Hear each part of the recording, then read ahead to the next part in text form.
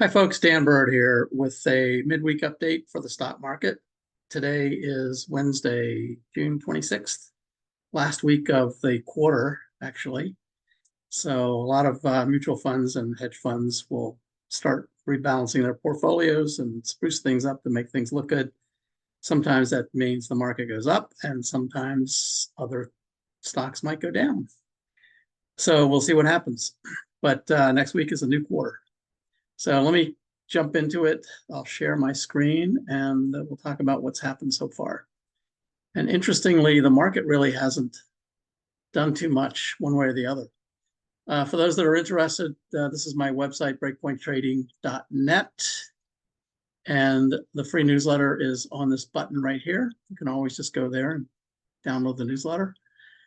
If you want all the content, then at the bottom of the homepage is where you can sign up. If you just want to be notified, the newsletter is available.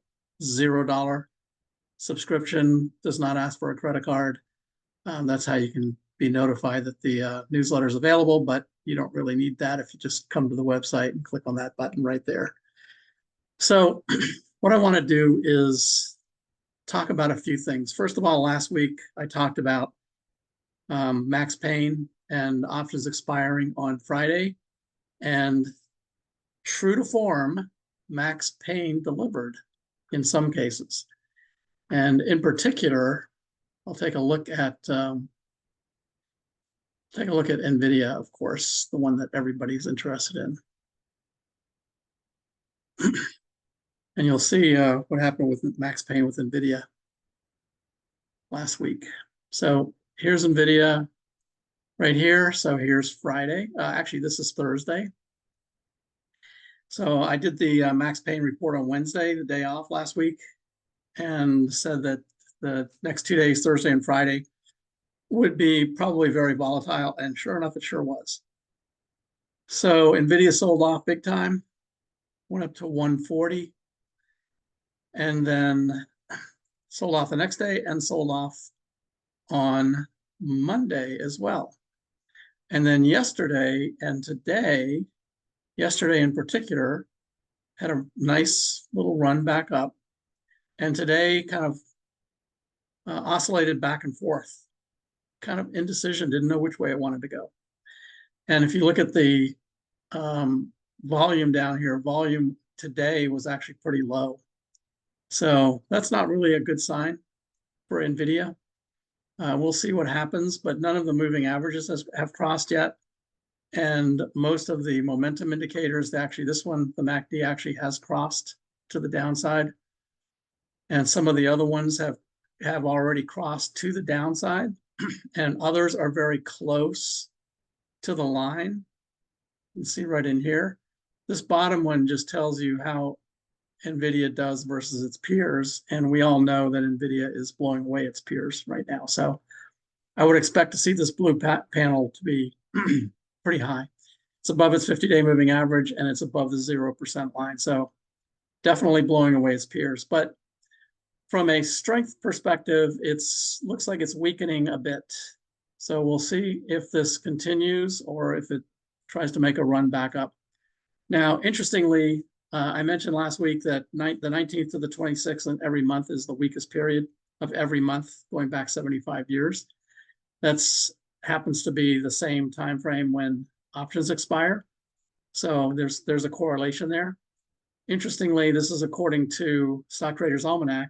The period from June 26th until July 12th is usually very bullish. It's probably the last bullish period until the end of October, normally.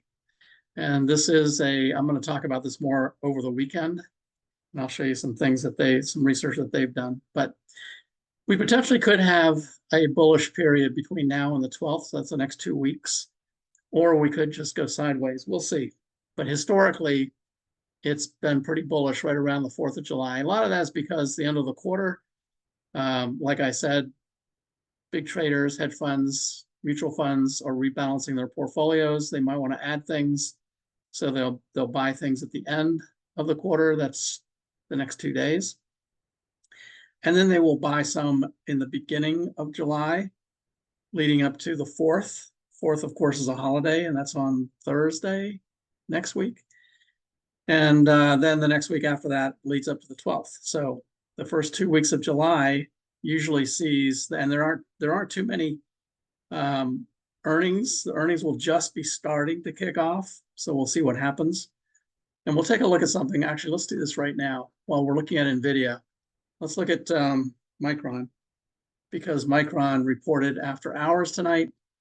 Here's Micron, looks kind of similar to Nvidia. In fact, they had also had a sell-off for Max Payne, have been trying to make a recovery back up, hitting the 21-day moving average, which is a reversion to the mean, trying to make a recovery from there. Same look that Nvidia has. So let's take a look. This does not include the after hours earnings, which I think they have now reported. So right now, the last price was 142 at the close today. So let's go take a look at how they did after hours. And they're down almost 5%. So looks like they probably missed earnings, down to 135.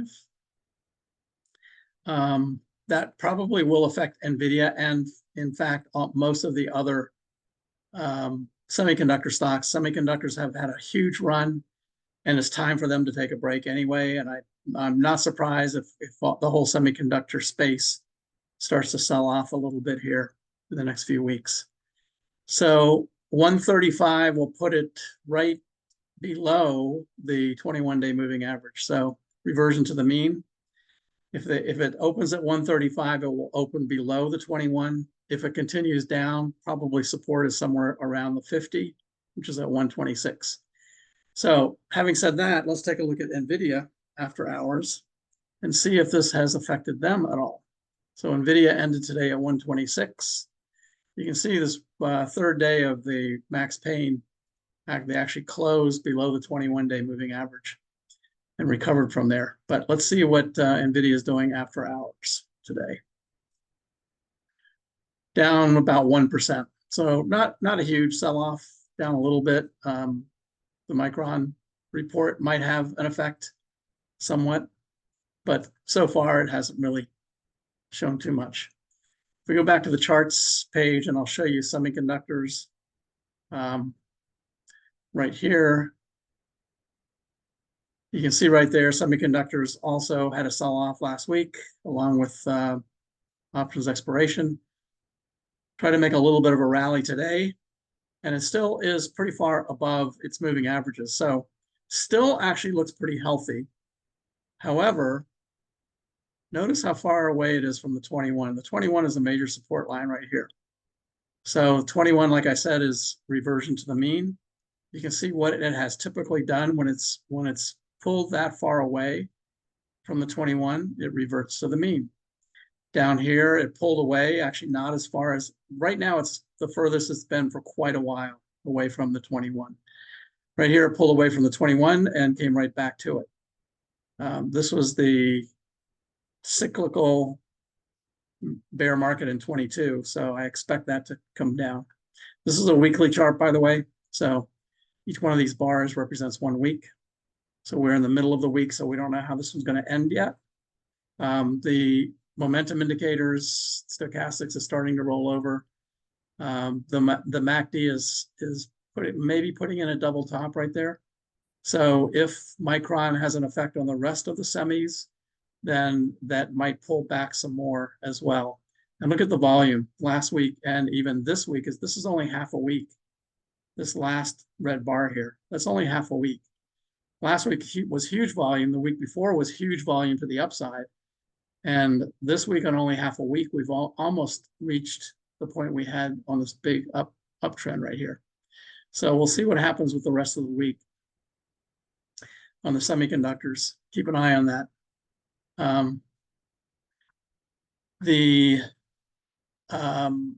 Most of the sectors are just kind of hanging in there. Most of the aggressive sectors, they're all bullish.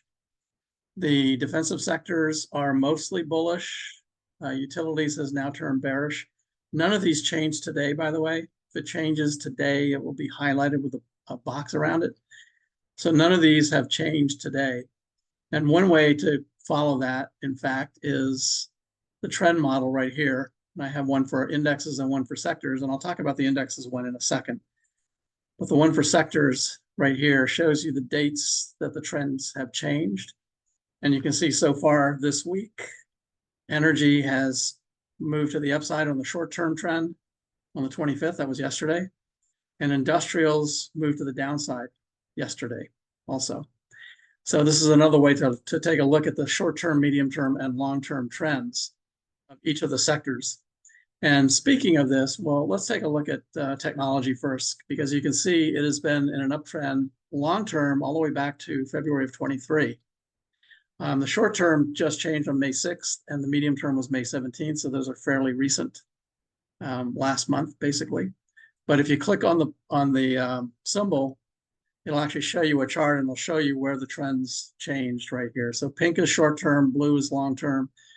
I'm sorry, blue is medium-term. Red is long-term, which does not appear on this chart because it's way back at 23. This is only a 7-month chart, but this allows you to see things pretty clearly. So this is one way to see, pretty quickly on a short-term, medium-term basis, what all of the different sectors are doing. And right now, technology, which has been leading for the whole year, this whole year, technology is still well above the 21-day and still in both a short-term and a medium-term uptrend. So it's still healthy.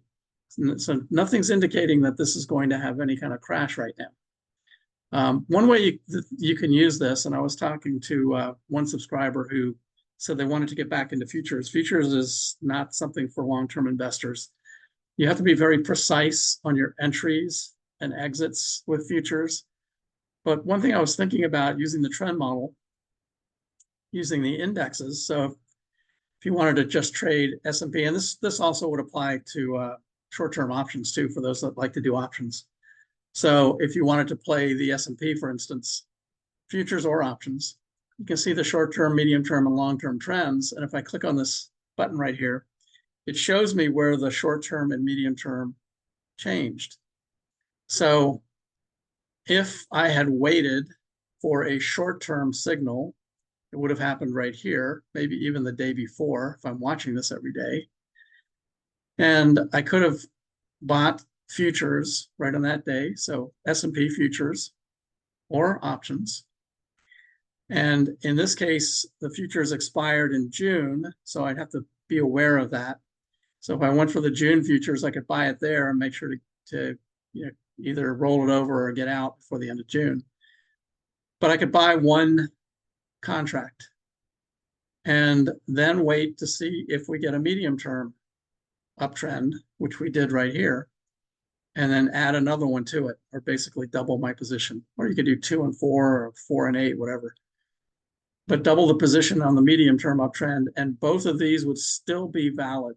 Now, these expired last Friday along with options. That's what makes last Friday triple witching at the end of a quarter. But the end of the quarter is when futures expire. So this one expired last week. So now you would be looking at September futures. But the way to use this strategy, one very important point is you have to be patient. You have to wait for the signal. So if someone were thinking about using this or discovering it for the first time, for instance, you might want to really get excited and jump in. But the best way that this works, and remember I said with futures, your entries have to be very precise. So you have to be precise about when to get in, and this is a good way to do it. But you wouldn't do it right now. You would wait to see if this rolls over. Now you could short the futures right here. And this is a raging bull market, so it's not a good idea to short anything when the market's raging like this. Although some people made some money last week when I did my Max Payne event and bought puts on Nvidia and made a lot of money with Nvidia going down in just 1 or 2 days. But during a raging bull market, you have to be very careful, and I don't recommend shorting futures in a bull market like this. But if you wait for the signals, it's a really good time to get in right there. So that's the way to use something like that. One of the ways to use some of the things that are on the website. On the homepage, which is open for anyone, you can very easily take a look at the S&P, the NASDAQ, and Bitcoin too. I'm going to look at Bitcoin here in a second. So the S&P is right here. This is open for anyone. There's the S&P chart, still continuing to go higher. Had a little bit of a sideways movement here, and the MACD is starting to roll over. So this could be a time for a correction. It really needs to correct or come back to the mean. That would be healthy actually for the market, but it's not really showing any signs of that happening right now. Here's the NASDAQ, actually had another good day today. So the NASDAQ went up again today. And then the Dow, which is actually kind of moving sideways. So the Dow looks more like VectorVest. If I show you VectorVest, this is the chart for VectorVest, and it has sell signals across the board for everything right now. But VectorVest is 9,000, more than 9,000 stocks. So it is a very broad index, whereas the S&P and the NASDAQ are really driven by a few large cap names. Whereas the Dow and the VectorVest, it has a lot more, much broader indexes. So it's just moving sideways, and it actually has sell signals right now. So that's what the Dow looks like. If we look at what this looked like today for, actually, let's see if I have it here. Yeah, I may have closed. Oh no, I do have it. So these are the sectors. This is my 10-minute chart for how the sectors did today. Since this is the midweek, this red line here is Monday's open, and you can see we've just been going sideways. Now, had a big rally right at the very last 10 minutes of the day. That doesn't really mean much. It could reverse first thing in the morning. You notice the volume at the end of every day, the last 10 minutes. That usually happens. But technology right here is below Monday's open and below the zero line. Financials, discretionary is doing well. Actually, Amazon and Tesla are perking up, showing signs of life. Amazon in particular. Healthcare is lower, staples is lower, energy's a little bit higher, utilities is lower, and materials is lower. So if we go back and take a look at Amazon and Tesla, because Amazon in particular, I think is really driving the discretionary. Both of those represent almost 40% of the discretionary sector, just those two stocks. So if we look here, Amazon as bull across the board. Tesla has bull, but it still isn't a long-term bear. But if we look at Amazon, look at the chart for that. You can see right here, Amazon had a great day today and is slowly creeping up. It's actually broken out of the sideways channel. So Amazon right now is really looking good. If I look at a daily chart here for Amazon, you can see Amazon is just now beginning to take off. So it's actually breaking out and might continue its run. If we look at Tesla, Tesla doesn't look quite as good, but Tesla's starting to break out a little bit too. So it needs to get above its 200-day, but today it had a very good day as well. So both of those resulted in the discretionary sector having a good day.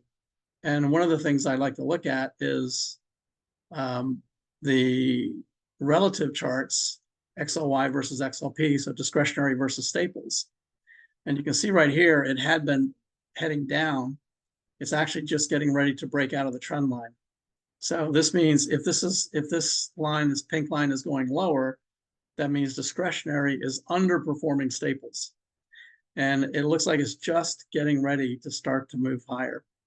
The other thing to look at is cap weighted versus equal weighted. I showed this before. I've now got it on the website. So this is the S&P cap weighted, and this shows you the top weightings, top companies in the S&P. 35% of the SPY is made up of these top 10 stocks. Google is combined, the two Google stocks, GOOG and GOOGL. So that's combining both of those. So that's the top 10 makes up 30%, 35%. And on the Qs, the NASDAQ, the top 10 make up 50% of that index. So that's what I mean by cap weighted. You can see very clearly that just a few large cap names have been driving the market higher. If we look at this on an equal weighted basis, basically taking all of the stocks in this ETF and weighting them at the same, it is not breaking out. In fact, it's starting to roll over. It looks like it was going to try to make a breakout, but it's starting to roll over a little bit right now. So this is something to watch just to see the health and the breadth of the market. That's something that's on the website right here under these relative charts. Also, the 10-minute charts that I showed you before are right up here. It's a 10-minute chart with the aggressive sectors and 10-minute chart with the defensive sectors. And then the other thing that's interesting are the shorts down here. If the market ever does start to roll over significantly and you want to short the market and make money on the downside as well, I put in these charts down here that show you the ETFs that you would buy just like a stock, and they go up when the market goes down. So this is the double for the Qs, and I put both the short one and the long one side by side, and you can kind of see how they perfectly mirror each other. So the NASDAQ has been going up ever since about the third week of April. So that means the short one is going down. If the NASDAQ really starts to roll over and starts to look like it's starting to go down, and you'll know that when you watch these moving averages cross, then if you want to make money, you can buy the QID, and this actually will go up as the NASDAQ goes down. So you can do that on any of these. There's bonds here, here's gold. So if you want to play gold, the inverse for gold is starting to move higher. So gold is starting to move lower. So if gold really starts to tank, then this is a way, using this ETF, a way to take advantage of that. I have one for silver right here as well. Silver clearly is already broken down below its 50-day moving average. So if this short one breaks above its 50-day, then it might be ready to take off as well. So that's just one thing on here to help you if you want to play the market even when things start to roll over. So that's where we are right now. I think in general, the market is kind of going sideways. I think we want to watch things to see what happens. Oh, I wanted to show Bitcoin. So let's go back and take a look at Bitcoin. In fact, actually I was going to show it right on those short ones, because I do have a Bitcoin one here too. So SBIT is actually the 2x short for Bitcoin. These are ETFs. You can see that it hasn't been around very long, but Bitcoin right now has a short-term sell, and it just got a medium-term sell signal right here. So that means the short side, the ETF for shorting Bitcoin, is starting to move higher. So if Bitcoin continues to fall and you want to play that, you can just buy SBIT and play it to the upside. On the main page, the home page, you can see it as well. Right here, there's a Bitcoin chart, and you can clearly see Bitcoin is now broken down below all of its main moving averages. It's getting ready to get down to the 200-day. That one had better hold, because that is a major support level. That's the one all the big traders and Wall Street looks at. So if the 200 days does not hold, then Bitcoin could fall down to 50,000. You can see where the halving event occurred back here. So we're basically right back to the same price that we were when Bitcoin halved back in April. But below all of its moving average, it couldn't get through this major resistance line up here. It was in a downtrend down through here. It broke out of the downtrend, but then very quickly came back down. It's back in the downtrend again. So Bitcoin is not looking too healthy right now. So we'll see. I mean, another way to play Bitcoin is with coin, and coin should look similar. It looks almost identical. So this is a Coinbase, which is the company where if you want to buy Bitcoin, you can go to Coinbase to do that. But it looks almost identical to Bitcoin. In fact, There's Bitcoin. There's coin. So almost identical. So be careful with Bitcoin, or if you want to look for an entry, I would say down here at the 200 level for Coinbase would be a good entry. That should be support. In fact, the way I would do this is I would draw in a line up here and a line down here, there. So there's the sideways channel that it's been in. So when Coinbase gets down here to 200, it should potentially start to move higher. And if it doesn't, then that means it's broken the channel and it's going to head down to the 200-day and potentially all the way down here to 120. Same thing is true for Bitcoin. This is Bitcoin. We can look at it on a closer view. You can see Bitcoin right here, trading in a channel, basically between there and there. So it's right down near the bottom of the channel right now, 57,750 roughly, which is also where the 200-day moving average is, right down there. So that should act as solid support. But if it doesn't, then Bitcoin could very easily get down here to this support line at 50,000 and maybe even lower, maybe even down here to 40,000. So keep an eye on that, and you can look at that. That you don't even need a subscription, just on the website, just go to the Bitcoin right there, and the dollar is in the middle. So here's the dollar right now is at a big rally today. So the dollar started to take off. That actually might not be good for stocks, with the dollar rallying. So we'll see what happens. One other thing, I haven't looked at this, so I don't know what it's going to look like, but I do have a chart in here for earnings, and earnings will be coming up starting probably the week after next. Major earnings will start. And earnings rate, price to earnings ratio right there. So there's the S&P. You can see it broke out. Here's the S&P PE ratio. It's still not back to the high that it reached back here in 21, which was the peak when we had, right after that, we had the cyclical bear market in 22. But the PE ratio reached a pretty high point at almost 40 back there. It's at about 30 right now. So 28 and a half actually right now. And then here's what earnings look like. So earnings actually are still moving up. PE ratio is moving up. So it's not in a danger zone, I don't think yet, but it's starting to move that way. So we'll have to keep an eye on that and see how earnings come in the next month or so. All right.